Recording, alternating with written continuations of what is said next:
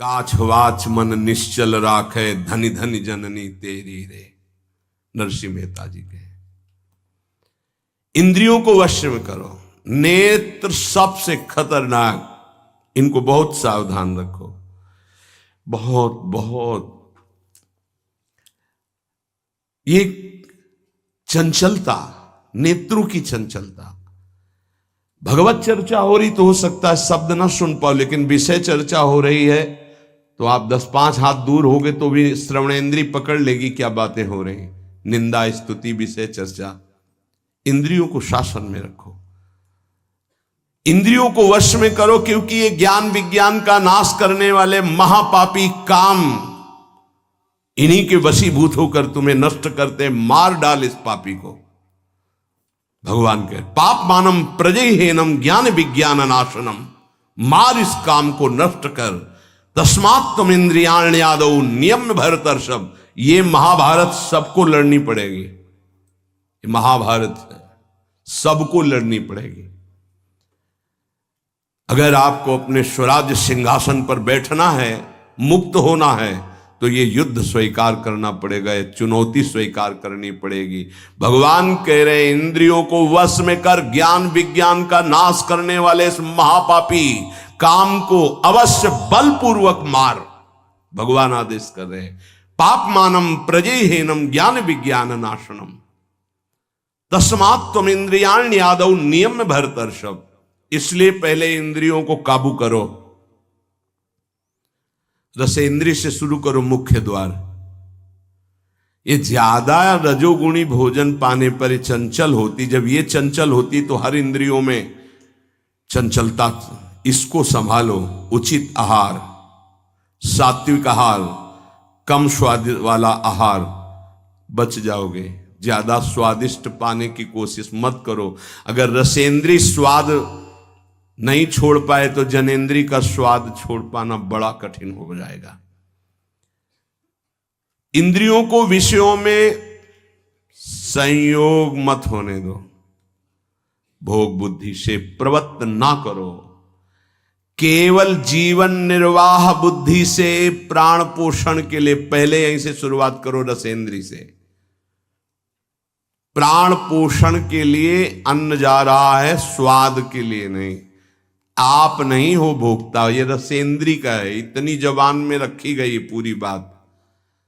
यहां के नीचे कोई मतलब नहीं है क्या जा रहा है, इससे यहां कोई स्वाद नहीं। बस ये 2 अंगुल 3 अंगुल का खेल है। इसे क्या गुलाब जामुन है या क्या, बस ये जहां अंदर गए ना तो फिर और कुछ मांगे होने लगेंगी। रसेंद्री से स्वाद। अब अगर जरा सा नमक कम हुआ तो हल्ला मचाने लगे, नमक लाओ थोड़ा कम है। भैया किसके लिए, किसके लिए स्वाद बना। कभी कभी तो मनाओ कि नमक डालना भूल जाए, फिर देखे कैसा लगता है। कभी कभी बिना स्वाद के भी भोजन पाना चाहिए। हाँ, ऐसा करो। मन चंचलता रहित हो जाए, इसके लिए सात्विक भोजन करो। अच्छे अच्छे पदार्थ इसको दिखा दो।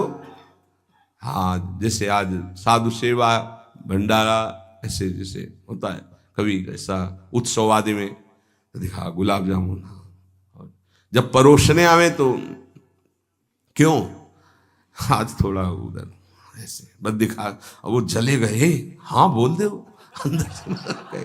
हाँ, गरम गरम धुआं उठता हुआ समोसा, हरी चटनी, लाल चटनी, और वो सेवई नमक वाली। हाँ ऐसे। अब ये खा के तुम ध्यान करोगे किसका, अब ये निर्णय तुम करो। ये चीजें खा के तुम ध्यान करोगे, प्रभु का तो ध्यान होने वाला नहीं। सात्विक भोजन पाने से हमारे अंदर भजन की वृत्ति बढ़ती है, और रजोगुणी तमोगुणी भोजन पाने से भोग वासना बढ़ती है, निद्रा प्रमाद स्थिति आती है। बिल्कुल सच्ची बात समझो, ये 3 गुणों से हर सामग्री बनी हुई। इसीलिए संतों ने निर्णय किया आप ये पा सकते हैं, ये पा सकते हैं, ये पा सकते हैं। खूब अनुभूति विषय है, इसलिए मना किया गया। आप ये नहीं पाएंगे। क्यों नहीं, भगवान ने तो सब कुछ बनाया है पाने के लिए, तो पाने के लिए भी बनाया है, तो फिर और व्यवस्था भी भगवान ने बनाई है। रो रो नरक, अंधतामिस्त नरक, ये भी भगवान ने बनाए हैं, तो इनका भी स्वाद आप लीजिए। सावधान, शतोगुणी भोजन संयम पूर्वक पाइए, नाम जप करते हुए, और इतना कि बस लगे कि हाँ, थोड़ा वजन लगने लगे कि हाँ हो गया, बंद कर दो, शाम के फिर पा लेना। कोई तुम्हें तो ये है नहीं कि पता नहीं मिले कि ना मिले, कई दिन मिले कई दिन ना मिले। उसमें होता है कि अब जो मिला है डाल लो, पता नहीं कई दिन बाद मिले। तो आप लोगों को तो एक मिलता है, तो संयम में आपके पास व्यवस्था श्री जी ने सबकी कर दी। तो संयम से आहार, और अच्छे पदार्थ ना लो तो अच्छा है, अगर लो तो बहुत कम लो, थोड़ा। खीर हटाओ और सब कुछ अब पीने दो, तो वो मन, खीर में नुकसान नहीं है, गुलाब जामुन में नुकसान नहीं, वो जो मन को बढ़ावा मिला रसेंद्री के द्वारा, अब वो इतने में तृप्त नहीं रहेगा, वो और इंद्री को लेकर के भ्रमण करवाएगा हमको। और जब इसको मारना, जैसे मन हमसे गलती करवा देता है तो क्या कहो, गाल में मारो, तो त्वगेंद्री पिट रही, उससे क्या होना है। इसको कैसे मारा जाए, इसको ऐसे मारा जाता है, ऐसे। जैसे गुलाब जामुन, भैया आज हमारा पेट दर्द कर रहा है, वो कहेगा नहीं, कहो, नहीं नहीं बिल्कुल नहीं कहेंगे। वो जो मन को पीड़ा हो रही, अब वो पिटाई हो रही। साधक मन को वो दुलार करता, पीट नहीं पाता। इसको पीटना सीखो, बहुत जल्दी ठीक हो जाएगा। ये कहता है आज ये देख ले, हाँ हाँ बढ़िया है, चलो चतुरासी जी शुरू करते हैं। वो कहेगा नहीं नहीं चतुरासी जी शुरू कर। उसको मारना है तो उसके विपरीत चलना पड़ेगा। साधक से गलती होती, मन को मारना है और वो मारता और किसी को है। आज ये नहीं कहे, आज ये नहीं, आज ऐसे नहीं, आज अच्छा मान लो आप परिक्रमा दे आए तो शरीर को पीड़ा पहुंच रही, मन को कोई फर्क नहीं पड़ रहा। मन जिसको चाह रहा है वो चीज उसको ना दो तो उसको पीड़ा होती है, और उस पीड़ा को आप अपनी मान लेते हैं, इसलिए दुलार करते हैं। इस रहस्य को समझिए, मन की पिटाई जरूरी है, और ये इतने सुरक्षित रहता है कि इसको दुलार करना होता है, पीटना होता नहीं। इसकी पिटाई है कि ये जब जो मांगे आज ऐसे, तो दिखा दिया कि हाँ देखो ये है, मिलेगा नहीं तुम्हें पाने को, और वो जलन पैदा करेगा। 5 ही मिनट का चांस है, 1-2 बार केवल आएगा ये कि गुलाब जामुन गुलाब जामुन, फिर बाद में तो मिलना। और रोज कौन मिलता है, हाँ नहीं कोई बात नहीं है, धैर्य रखिए। और अगर वहां सब कुछ बना हुआ साथ में केवल खिचड़ी, तो खिचड़ी परोसा लीजिए, और वो जलेगा, आप देख लेना वो जलेगा। ऐसा क्यों कर रहे हो, इसलिए कर रहे हैं कि हमें श्री जी चाहिए। बदमाश, तुझे हम जो दे, फिर इसके बाद हमसे और मांग करेगा।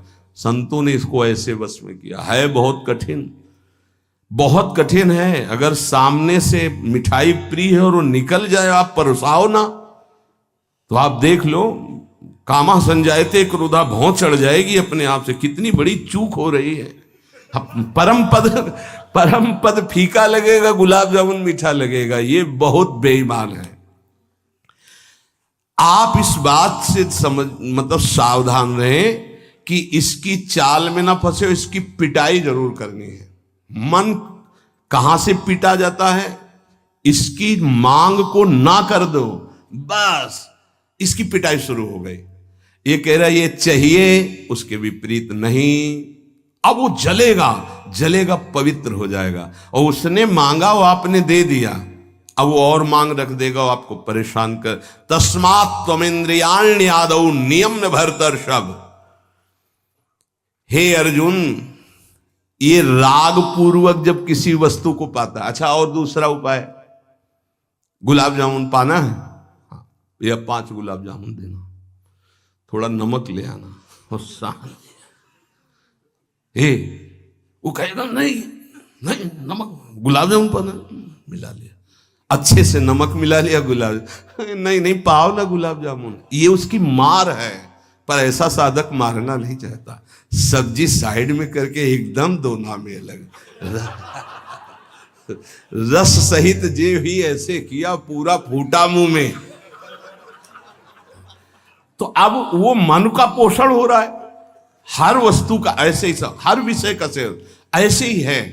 तो अब अपने लोग मन को तो समझ नहीं पा रहे, उसको पीट नहीं पा रहे, वो हमको फंसा के पीटता चला जा रहा है। बहुत पीटता है, देख लो, बहुत पीटता है मन, बहुत इसकी पिटाई चाहिए। कोई गुरु कृपा पात्र इसको पीटना शुरू करता है, यही उसकी पिटाई है कि इसके विपरीत चलो, जो मांग इसकी हो रही है उसके विपरीत चलो। जैसे बहुत बढ़िया स्वादिष्ट सब्जी बनी है, अब उस खीर भी परोसी गई, तो खीर और सब्जी दोनों को मिला दो, न सब्जी का स्वाद न खीर का स्वाद, 2 रोटी 3, वो जलेगा कि यार तुम कैसा क्यों कर रहे हो, बस तुम कर लो ऐसा, तो रसेंद्री ठीक हुई तो सब ठीक हो जाएगा। शास्त्रों में वर्णन किया गया धैर्यवान वही है जो रसेंद्री और जनेन्द्री को, बस 2 इंद्रियों की चर्चा हुई और तो सब अपने आप हो जाएंगी। और रसेंद्री प्रधान, रसेंद्री ना हुई तो फिर आगे जो राग पूर्वक भोग, कोई भी भोग किया जाए वो बिल्कुल द्रवित हृदय में छप जाता है, बार बार पीड़ा पहुंचाता है, ना चाहते हुए भी साधक का पतन कर देता है। यही है, ना चाहते हुए पाप कौन करवाता है। आहार का बहुत बड़ा फर्क पड़ता है। अगर हम आहार पर संयम कर लें तो निश्चित काम पर विजय प्राप्त की जा सकती है। अगर आहार पर संयम ने, उचित आहार से आप देखना खाते खाते मर जाते हैं, लेकिन खाने की इच्छा पूर्ति नहीं होती। यही चमत्कार माया का। 2 रोटी डाल लो फिर भजन देखो कैसा होता है, देख लो ना आप करके। खट्टी डकार आ रही है यहां से, फिर भी शाम के बैठे हैं, आलू का पराठा और चटनी ये और वो, फिर जाके पचाने में पूरी ताकत। भजन कैसे करोगे? थोड़ा भोजन करो, खाते खाते मर गए यार। आज यहां का, कल वहां का, परसों यहां का, संसारी पुरुष इसी में लगे रहते हैं। सुनो, उतना डालो जितना प्राण पोषण के लिए। कभी ऐसा देखो कि पेट में वजन ना आने पावे। अगर आपको भजन बढ़ाना है तो पेट में वजन ना आने पावे, ऐसे जब बैठो और भोजन शुरू करो, जहां लगने लगे कि पेट में कुछ आ, वहीं बंद कर दो। और 1 दिन का अभ्यास, निर्णय करो कि 2 रोटी इतना इतना इतना और उतना ही। ये बार बार बांटना और बार बार पाना ये साधकों के लिए ठीक नहीं है। एक बार रखवा लो 4 रोटी से दाल सब्जी और बस खत्म। आपका घर है, आप श्री जी का प्रश्न, बस एक बार, और उसी को पाके अपना भजन करो। धिक्कार है जीवन को, खाते खाते अवस्थाएं बदल गई, बचपन से लेकर 50-60 वर्ष को वही खाने की इच्छा। कभी तो थोड़ा मन वही फंसाए, मृत्यु आ जाएगी फिर भी खाने से तृप्ति नहीं होगी। एक बार इस रसेंद्री को काबू में किया जाए, भोजन पर सावधान, थोड़ा अल्पाहार, इतना जिससे हमारे प्राणों का पोषण हो जाए, सब ठीक हो जाएगा। आप देख लेना, अल्पाहार। अगर भोजन सुधार नहीं होगा तो फिर भजन में सुधार नहीं होगा। भोजन, बहुत प्राण शक्ति प्रबल है आपकी, ऐसे नहीं निकल जाएगी। बहुत प्राण शक्ति बलवान होती है। वायु, अन्न, जल उचित चला गया तो खूब साधना बनेगी। इसलिए कोई भी वस्तु राग पूर्वक सेवन न की जाए। ये ज्ञान मार्ग, भक्ति मार्ग, जो मार्ग के उपासक, उनको इस बात पर विशेष ध्यान रखना, चाहे गृहस्थ हो चाहे विरक्त हो। शास्त्र के अनुसार कर्तव्य कर्म होने चाहिए और राग रहित आहार विहार होना चाहिए। पूज्य श्री पंडित गया प्रसाद जी के शिष्य मास्टर बाबा, उनके पास जितने साधक रहते थे तो उनकी सब्जी में नमक नहीं, खीर में चीनी नहीं, ऐसे ही उल्टा सीधा बनता था। तो जानते हो कैसे साधक रहते थे? 2-4, जब दंडोती परिक्रमा लगा रहे थे तब वहां गए थे 2-4 साधक। जब शाम के मिला ना तो वहां कुछ पकड़ में नहीं था कि रोटी से सब्जी पाओ तो कुछ पकड़ में आवे, या दूध और चावल मिला के रखा गया तो कुछ पकड़ में, कुछ पकड़, न मीठा न खट्टा न नमकीन न कुछ। वो भगवत धाम को प्राप्त हो चुके हैं, बहुत अच्छे महात्मा थे पूज्य श्री मास्टर बाबा जी। ये बड़े बड़े महापुरुष ऐसी चाल क्यों चलते हैं? क्योंकि वो अपनी इंद्रियों को काबू में रखना साधकों को सिखाते हैं। काम को मारने के लिए सबसे पहले इंद्रियों का नियमन करने को श्री भगवान कह रहे हैं। तस्मात् तुम इंद्रियाण यादव, नियम में भरतर्षभ, इनको पहले कंट्रोल में करो। कान से भगवत वार्ता, अच्छी वार्ता सुनो। नेत्रों से अगर कहीं एक बार कोई ऐसा दृश्य उपस्थित हो जाए प्रकृति में तो प्रणाम करके दोबारा नेत्र मत पहुंचाओ। जहां आकर्षण हो वहां बार बार नेत्र मत पहुंचाओ। वाणी से कभी अश्लील संभाषण, गंदी बातें मत करो। खान पान संभालो, इंद्रियों को संभालो, ठीक हो जाएगा। जब तक साधक इंद्रियों को संभालता नहीं तब तक उसकी दृष्टि भगवान की तरफ न रहकर भोगों की तरफ होगी। आज ये बनेगा अच्छा, और पहले से संकल्प मन बना लिए इस में तो ये ज्यादा नहीं तो ऐसा है कि आप जो चाहो जितना ले सकते हो। हाँ हाँ, खुली छूट है। इंतजार हो रहा कब वो 11 बजे, कब 12 बजे। ये संकल्प विकल्प को मारना है। कभी कभी ऐसा कर लिया करो, ज्यादा मन तैयार हो गया ना कि आज तो उत्सव है, बहुत गोल कर दिया, आज उपवास करेंगे हम, तो सब मत करना नहीं तो गड़बड़ हो जाएगा। अलग अलग उत्सव में एक एक दो दो, आज नहीं पाएंगे, आज भूखे रह करके रहे। फिर आप देखो जो आपको मन जलन पहुंचाएगा वही मन को अधीन करने के बिना इसके अधीन नहीं होने वाला। ये भी बात समझ लीजिए, यहीं से अधीन किया जाता है। जैसे अपने लोग अब सावन भर केवल गंगा जल पी कर रहेंगे, जो भगवान शिव की उपासना गंगा किनारे सावन खूब आराम से 2 4 5 दिन शिथिलता होती है, इसके बाद वो शरीर उसी ढांचे में ढलने लगता है। और गंगा जी में सब सामर्थ्य विराजमान है। सही, कभी हम अपने शरीर को शक्तिहीन अनुभव नहीं किया। गंगा जल में इतना पावर विराजमान है, ऐसे पदार्थ विराजमान है। उस समय जब गंगा जल ही केवल बहुत सामर्थ्य उसमें, कभी ऐसा नहीं लगा। जब गंगा जल पीते थे तो लगता साक्षात माँ का दूध पी रहे हैं। एक विशाल अंदर से उत्साह प्रकट होता था। 2 4 दिन के बाद शिथिलता खत्म हो जाती है और वो शरीर पचाने लगता है। जो अन्न की मांग करता है वो धीरे धीरे शांत होने लगता है। मनुष्य की प्रवृत्ति इंद्रियों की मांग को पूरी करने में है। आज तो घर में नहीं, आज चलते हैं होटल में खाएंगे। यहां के नहीं, गाड़ी में बैठे आज छठी करा वाले होटल, ये क्या है आज वहां, ये है क्या?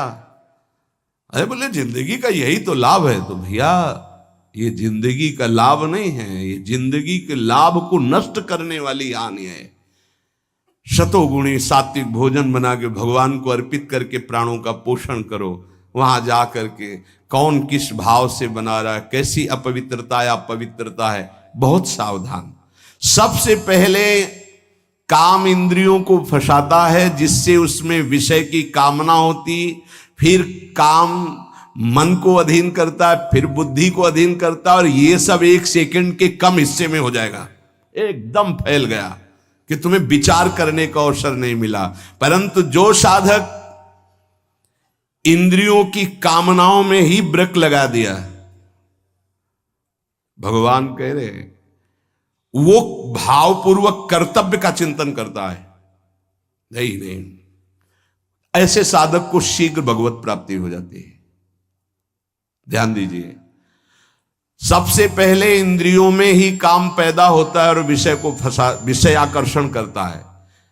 और विषय जब कामना पैदा होती तो विषय कर्म करने की चेष्टा होती, कोई भी कामना किसी भी इंद्रिय की। और जो विषय कर्म में फंस जाता है उसका पतन हो जाता है। और जो उपासक इंद्रियों की चाह को, कामना को पूर्ण नहीं होने देता, वो उसको कर्तव्य का बोध होता रहता है। जो अपने कर्तव्य का बोध करता है, मेरा कर्तव्य क्या है, वो शीघ्र ही अपना उद्धार करने में समर्थ हो जाता है, भगवत प्राप्त हो जाता है। एनम ज्ञान विज्ञान नाशनम,